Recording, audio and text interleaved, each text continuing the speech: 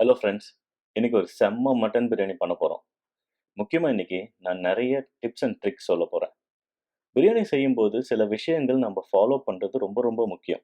அதாவது எப்ப எந்த இன்கிரீடியன்ட் ஆட் பண்ணணும்ங்கிறது. இன்னைக்கு அத நாம பார்க்கலாம். ஃபர்ஸ்ட் எல்லாருக்கும் தெரிஞ்சது தான். பட் பிரியாணிக்கு என்னென்ன தேவையான பொருட்கள்னு பார்க்கலாம் வாங்க.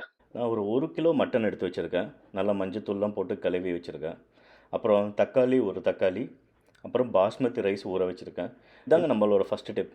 பாஸ்மதி ரைஸ் வந்துட்டு 30 நிமிஷத்துக்கு மேல நீங்க ஊற வைக்கவே கூடாது. 30 நிமிஷத்துக்கு மேல நீங்க ஊற வச்சீங்கன்னா, உங்க ரைஸ் கண்டிப்பா உடைஞ்சிரும். ஸோ நீங்க நெறைய தடவ நீங்க இந்த பிரியாணி பண்ணியிருப்பீங்க. ஆனா வந்துட்டு டேஸ்ட் நல்லாயிருக்கும். ஆனா ரைஸ் எப்பயுமே உடைஞ்சு உடைஞ்சு தான் இருக்கும். அதுக்கு காரணம் இதுதான். 30 மினிட்ஸ்க்கு மேல நீங்க உங்க பாஸ்மதி ரைஸ ஊற வைக்கவே கூடாது. அப்புறம் நான் கொஞ்சம் புதினா, கொத்தமல்லி ஒரு கையளவு எடுத்து சின்ன சின்னதா நறுக்கி வச்சிருக்கேன். அப்புறம் காஞ்ச மொளகா நான் வந்துட்டு கொஞ்சோண்டு தண்ணீல ஊற வச்சிருக்கேன். ஸோ இந்த காஞ்ச மொளகா எதுக்குன்னா, இன்னைக்கு நம்ம வந்துட்டு மொளகா தூள் போடப் போறதில்ல. நாமளே அந்த மொளகா மசாலா அரைக்கப் போறோம். இதில இன்னொரு முக்கியமான விஷயம் நீங்க நோட் பண்றது வேண்டியது என்னன்னா, அ நீங்க மொளகா எந்த மாரி மொளகா செலக்ட் பண்றீங்கன்றது.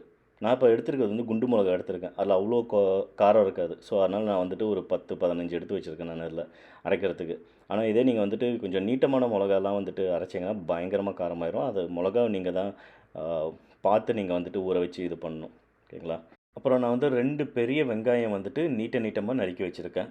அது மட்டும் இல்லாம, அ இஞ்சும், பூண்டும், அப்புறம் ஒரு 2 பச்சை மிளகா. இது சேர்த்து நான் வந்து அரைச்சு வச்சிருக்கேன். எப்பயுமே பிரியாணிக்கு ரொம்ப ரொம்ப முக்கியமான விஷயம், கடையில வாங்குற இஞ்சி, பூண்டு விழுது போடாதீங்க. ஓகேங்களா? ஜிஞ்சர் கார்லிக் பேஸ்ட் கடையில வாங்குறது போடாதீங்க. அதில வினிகர் இருக்கும். உங்களோட டேஸ்ட்டே மாறிரும். எப்பயுமே சிரமம் பார்க்காம நீங்க வந்துட்டு இஞ்சி, பூண்டு நீங்க அரைச்சு போட்டா தான் அதோட வாசனமும், டேஸ்ட்டும் வேற லெவல் மாத்திரும் பிரியாணிய. ஓகே. இப்போ நம்ம மட்டன தனியா வேக வச்சுக்கலாம். ஸோ இது வேக வைக்கிறது ரொம்ப ரொம்ப சிம்பிளுங்க. கொஞ்சம் ஒரு குக்கர்ல வந்துட்டு மட்டன்ல கொஞ்சம் தண்ணி ஊத்திக்கோங்க. தண்ணி நெறைய ஊத்தக்கூடாது. மட்டன் மேல நனைஞ்ச மாரி தான் தண்ணி இருக்கணும். ஓரளவுக்கு மேல பட்ட மாரி. அப்புறம் வந்துட்டு ஒரு 2 பூண்டு, ஒரு 2 பீஸு இஞ்சி, அப்படியே வந்துட்டு அதில தட்டி போட்டு, நீங்க ஒரு 4, 5 விசில் விடுங்க. உங்க மட்டன பொறுத்து ஆக்சுவலா. நல்ல இளம் ஆட்டுக்கறியா இருந்துச்சுன்னா, நீங்க ஒரு 3, 4 விசில்லயே இது பண்ணிடலாம். கொஞ்சம் நல்ல முத்துன ஆடா இருந்துச்சுன்னா, நீங்க வந்துட்டு ஒரு 6, 7 விசில் விடுற மாரி இருக்கும். ஸோ அது டிபெண்ட்ஸ் அப்பான் நீங்க எப்படி மட்டன் எடுக்கிறீங்களோ.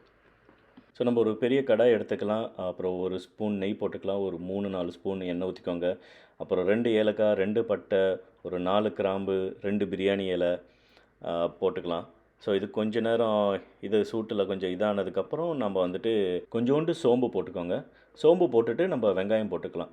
இப்போ இதில இன்னொரு டிப் என்னன்னா, வெங்காயம் வந்துட்டு நல்லா வதங்கணும். கிட்டத்தட்ட ரொம்ப நல்லா ப்ரவுன் கலர் ஆகுற மாரி. ஆனா கருப்பாயிறக்கூடாது. அது ரொம்ப முக்கியம். நல்ல ப்ரவுன். இப்போ இந்த இது பார்த்தீங்கன்னா, இப்போ கொஞ்சம் எல்லாமே நல்லா ப்ரவுன் ஆயிருச்சு. ஸோ இந்த டைம்ல நீங்க அரைச்சு வச்சிருந்த அ வெ இஞ்சி இஞ்சி பூண்டு விழுத நீங்க அதில போட்டீங்கன்னா, போட்டு ஒரு 3, 4 மினிட்ஸ் நீங்க நல்லா வதக்குனீங்கன்னா, ஸ்மெல்லு வந்துட்டு வீட்ட அப்படியே அந்த ஸ்மெல் வந்து வீட்ட தூக்கிரும் அப்படியே. வெளியில எல்லாருக்குமே அந்த ஸ்மெல் வந்துட்டு போயிரும். பயங்கரமான ஒரு ஸ்மெல் வரும் ஆக்சுவலா. ஏன்னா நீங்க இஞ்சி பூண்டு விழுது நீங்களே அரைச்சு போட்டுருக்கீங்க. அது நல்லா வதங்குனதுக்கப்புறம் நீங்க என்ன பண்ணணும்னா, தயிர். தயிர் வந்து 1 ஸ்பூன் போட்டா போதும். நீங்க அப்படியே 1 கப்புலாம் போட வேணாம். 1 கப்பு தயிர் போட்டு, அதுக்கப்புறம் நீங்க எலுமிச்சம்பழம் போட்டு, அப்புறம் நீங்க தக்காளியும் போட்டீங்கன்னா, அது பிரியாணியா இருக்காது. அது புளிசாதமாயிரும். ஸோ இது ரொம்ப ரொம்ப முக்கியம். ஸோ இது தயிர் நல்லா பிளெண்ட் ஆன உடனே நீங்க நறுக்கி வச்சிருந்த புதினா, கொத்தமல்லி 2மே சேர்த்து நீங்க அதில போட்டுறலாம்.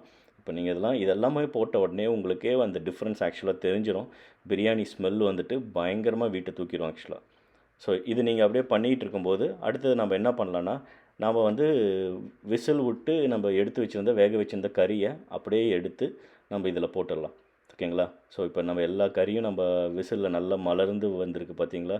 இத நம்ம அப்படியே எடுத்து இதில போட்டு ஒரு 4 தடவ வந்துட்டு நல்லா வதக்கிட்டு ஒரு 2, 3 மினிட்ஸ் நல்லா வதக்கி எடுத்துக்கலாம்.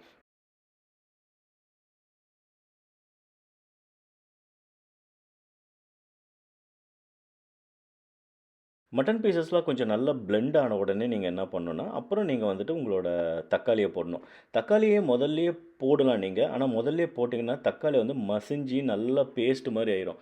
அப்படி ஆகும்போது என்ன ஆகும்னா, நீங்க உங்க ரைஸ்ல வந்துட்டு மசாலா ரொம்ப ஒட்டுன மாரி இருக்கும். ரைஸ் வந்துட்டு உதிரி உதிரியா வர்றது கொஞ்சம் அந்த இடத்துல கொஞ்சம் தடப்பட்டு போயிரும். ஸோ, அதனால தக்காளி வந்துட்டு எப்பயுமே கண்டிப்பா தக்காளி வெந்துரும். அதனால நீங்க அத பத்தி கவலைப்பட வேணாம். மட்டன் போட்டு நல்லா வேக வச்சதுக்கப்புறம் நீங்க தக்காளி போடுங்க. இப்போ அடுத்தது நம்மளோட பயங்கரமான சீக்ரெட் என்னன்னா, நம்ம அரைச்சு வச்சிருந்த மொளகா பேஸ்ட்டு. இதை நம்ம அப்படியே அதில் போட்டுட்டு நம்ம இன்னும் கொஞ்சம் நேரம் ஒரு 2-3 மினிட்ஸ் வதக்கிடலாம்.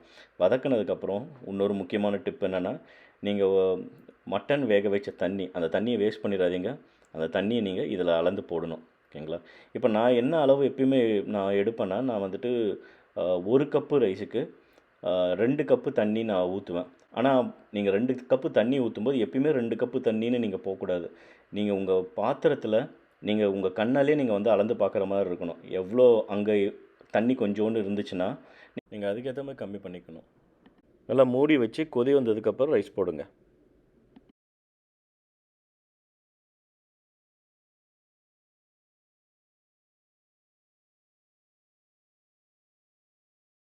ஸோ இப்போ நான் போட்டுட்டு கண்டிப்பாக இது பண்ணதுக்கப்புறம் நீங்கள் உப்பு டேஸ்ட் பண்ணணும்.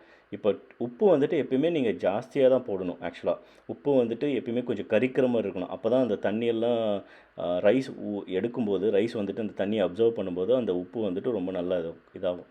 ஓகே. இப்போ நம்ம வேக வைக்கும்போது இன்னொரு டிப் என்னென்னா, நீங்கள் வந்து ஹை ஃப்ளேமில் எப்பயுமே வேக வைக்கக்கூடாது. எப்பயுமே வந்து மீடியம் ஃப்ளேமில் தான் வேக வைக்கணும். மீடியம் ஃப்ளேமில் வேக வச்சிங்கன்னா தான் உங்களுக்கு அடி பிடிக்கவே பிடிக்காது. நம்ம வந்து குக்கர் வைக்க போகிறதில்ல, நம்ம பண்ண பாத்திரத்துலேயே நம்ம வந்துட்டு பிரியாணி பண்ண போகிறோம். ஸோ நான் மீடியம் ஃப்ளேமில் வச்சு நம்ம அப்படியே பிரியாணியை வேக வச்சோன்னா, கடைசியாக கொஞ்சோண்டு தண்ணிலாம் வந்துட்டு கொஞ்சம் நம்மளுக்கு தண்ணிலாம் வந்துட்டு அப்சர்வ் ஆகி கொஞ்சம் லைட்டாக மேலே வந்துட்டு ரைஸ் வந்துட்டு கொஞ்சம் ஈரமாக தெரியும். அந்த டைமில் தான் நம்ம தம்மு போட போகிறோம். தம்மு போடுறதுங்கிறது ரொம்ப ரொம்ப ஈஸியான விஷயங்க. நீங்கள் வந்துட்டு அது ரொம்ப வந்துட்டு அதுக்கு வந்துட்டு சார்கோல்லாம் வேணும், அதெல்லாம் வேணும்லாம் இல்லை. நீங்கள் சிம்பிளாக ஒரு பாத்திரத்தில் தண்ணியை வந்துட்டு நல்லா கொதிக்க வச்சு ரெடியாக வச்சுக்கோங்க. ஓகேங்களா? அதுக்கப்புறம் நீங்கள் என்ன பண்ணணுன்னா, இப்போ இந்த பாத்திரத்தில் ஒரு டிஷ்யூ ஒன்று பரப்பி வச்சுருங்க. அதுக்கு மேலே ஒரு பிளேட் வைங்க. அந்த சுடு தண்ணியை அந்த பிளேட்டில் கொஞ்சோண்டு கொட்டுங்க.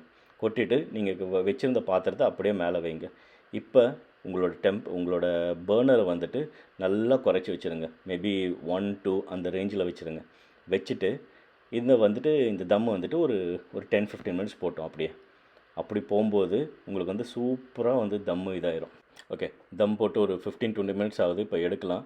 இப்போ நீங்கள் எடுக்கும்போது பார்த்தீங்கன்னா, இப்போ நல்லாவே நம்மளுக்கு வந்துட்டு இதாயிடுச்சு. ஸோ இப்போ ஒரு கிளறி பண்ணி பார்க்கும்போது நம்மளோட மொமெண்ட் ஆஃப் ட்ரூத் அரிசி பார்த்தீங்களா எவ்வளோ சூப்பராக இருக்குது. அப்படியே உடையாமல் அழகாக நீட்டமாக வந்துட்டு பாஸ்மதி அரிசி அப்படியே அழகாக வந்திருக்கு பாருங்கள். இப்போ நான் எவ்வளோ இது பண்ணாலும் எனக்கு வந்துட்டு இந்த அரிசி உடையவே உடையாது. அவ்வளோ நீட்டமாக வந்திருக்கும். டேஸ்ட்டும் வந்துட்டு வேறு லெவல் டேஸ்ட் இருக்குங்க. இது சீரியஸாக இதை ட்ரை பண்ணி பாருங்கள். ட்ரை பண்ணிவிட்டு உங்கள் கமெண்ட்ஸை நீங்கள் லாக் பண்ணுங்கள். இன்னொரு சூப்பர் வீடியோவோடு நாங்கள் உங்களை சந்திக்கிறோம்.